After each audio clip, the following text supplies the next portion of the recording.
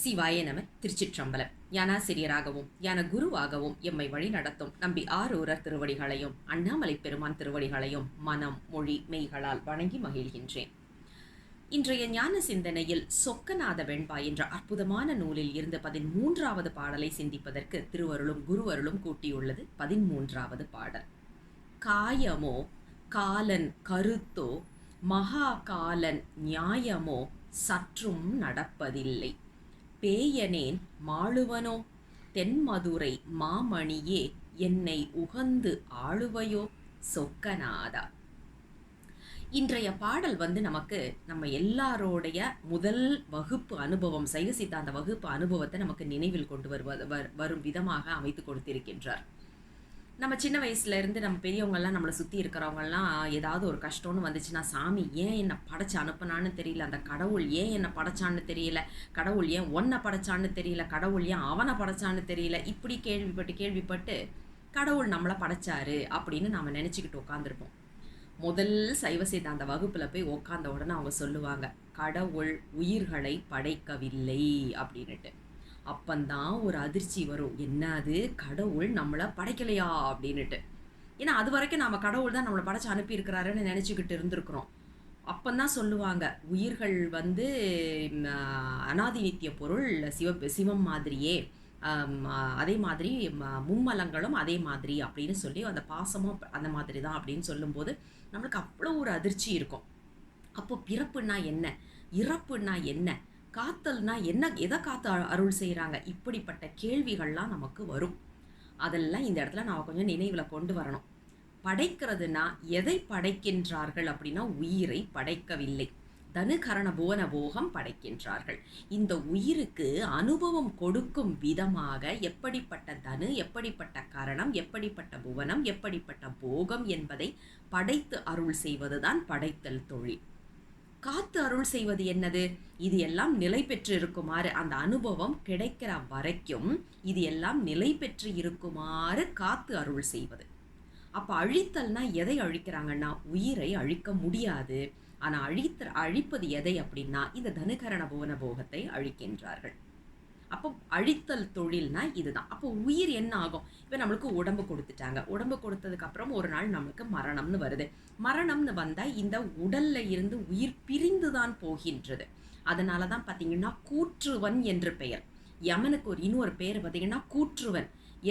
எதற்காக அது பெயர், அது காரண பெயர்.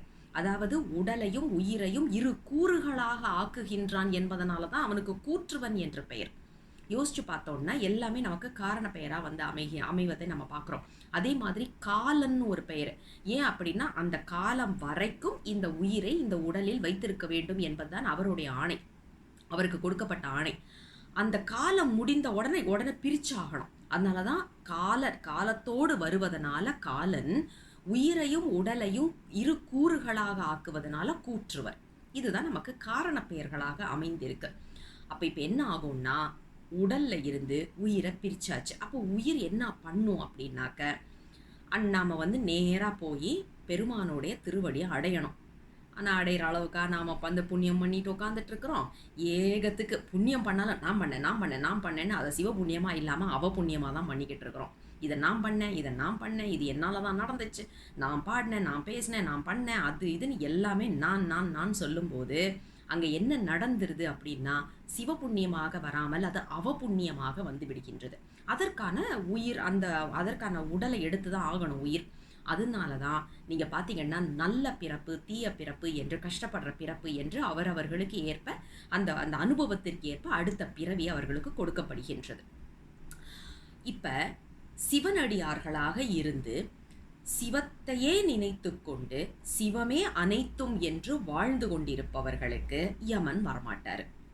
இதுக்கு நாம காலபாச குறுந்தொகையை எடுத்து படித்தோம் அப்படின்னா அவ்வளவு அருமையான ஒரு பாடல் அது. அதாவது அந்த பதிகத்தை எடுத்து படித்து பார்த்தோம்னா, அப்பர் பெருமானுடையது 5ஆம் திருமுறையில் வர்றது.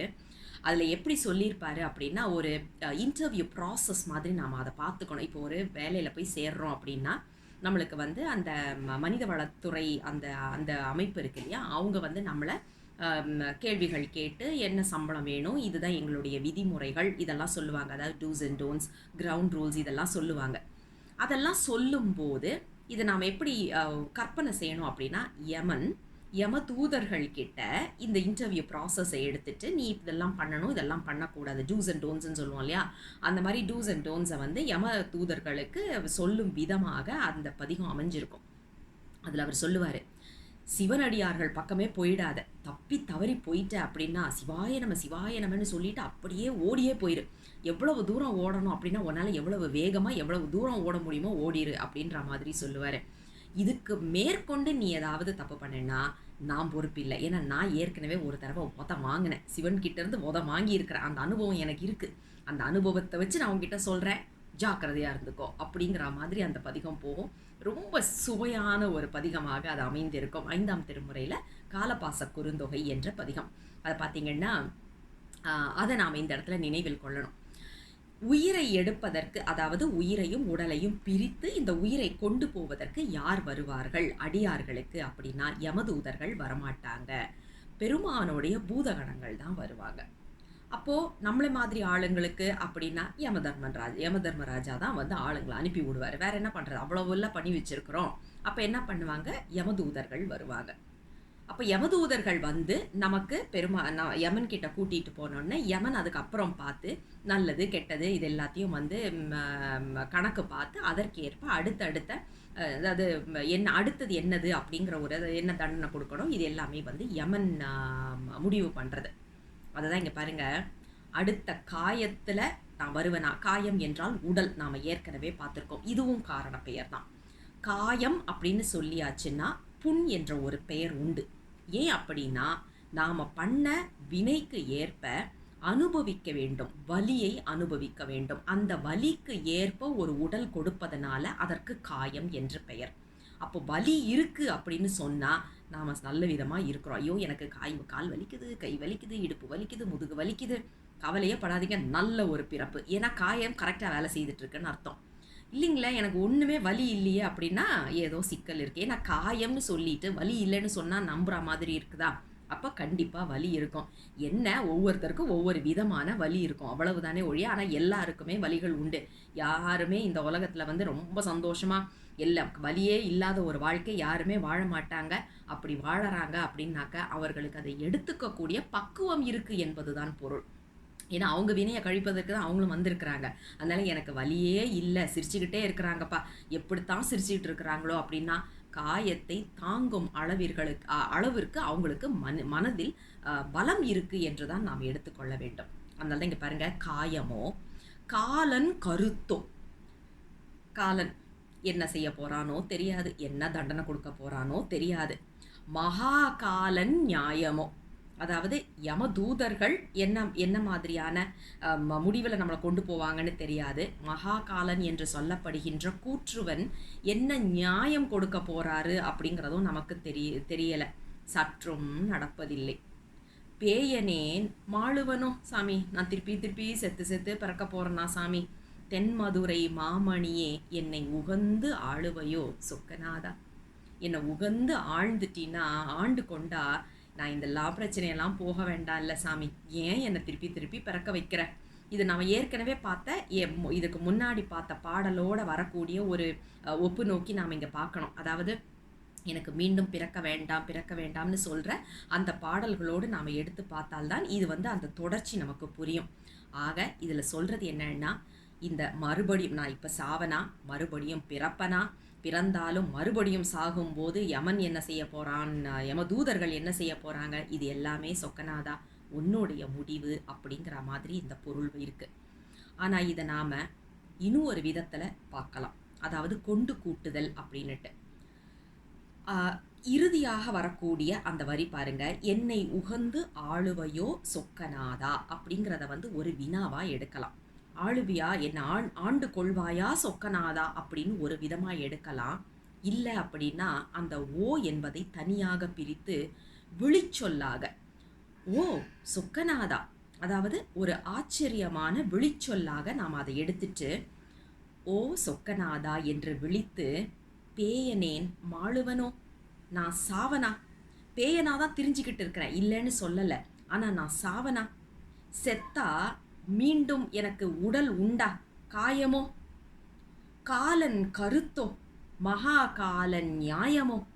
நான் இறப்பனா, காலன் இறந்தா காலன் கிட்ட போகணும், மகா காலனுடைய நியாயத்தில் நான் நிற்கணும், அதற்கப்புறம் மீண்டும் உடலை எடுக்கணும். இதெல்லாம் நடக்குமா சாமி?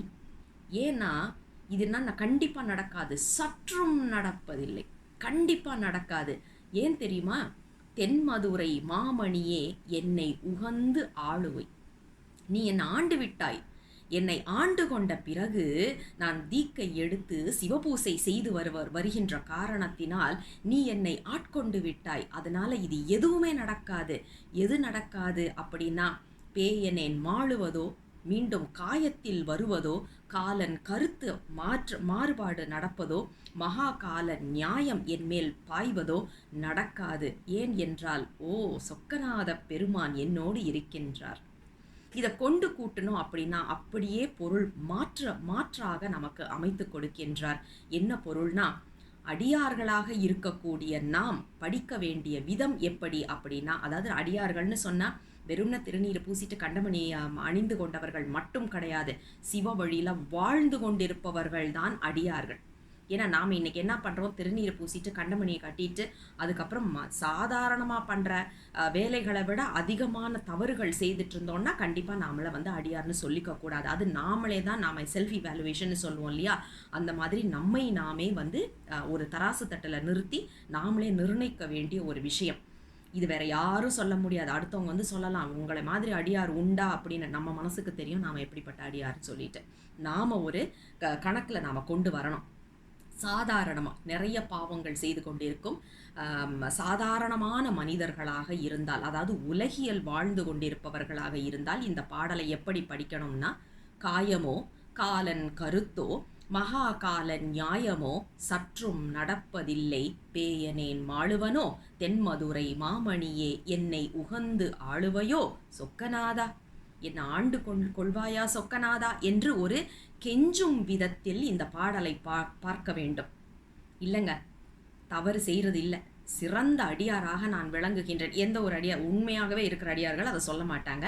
ஆனால் அப்படி ஒரு மனசுக்கு ஒன்று தெரிஞ்சிச்சு அப்படின்னாக்க அவர்கள் எப்படி இதை பார்ப்பார்கள் அப்படின்னா, ஓ சொக்கநாதா, பேயனேன் மாளுவனோ காயமோ காலன் கருத்தோ மகா கால நியாயமோ சற்றும் நடப்பதில்லை, தென்மதுரை மாமணியே என்னை உகந்து ஆளுவை அப்படின்னு மாற்றி படிக்க வேண்டும். ஒன்று கெஞ்சும் விதமாக, இன்னொன்று அதை உணர்ந்து பெருமான் ஏன் கூட இருக்கிறாரு அப்படின்னு ஒரு விதத்திலையும் கலக்கம் இல்லாமல், நான் யாரோட ஆள் தெரியுமா அப்படின்னு அப்படி ஒரு ஜம்முன்னு நிற்கிற ஒரு விதத்திலையும் இந்த 13வது பாடலை பார்க்க முடிகின்றது.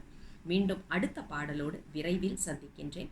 தென்னாடுடைய சிவனையை போற்றி, எந்நாட்டவர்க்கும் இறைவா போற்றி, அண்ணாமலை மண்ணா போற்றி, கண்ணார முதற்கடலே போற்றி. சிவசிவ திருச்சிற்றம்பலம்.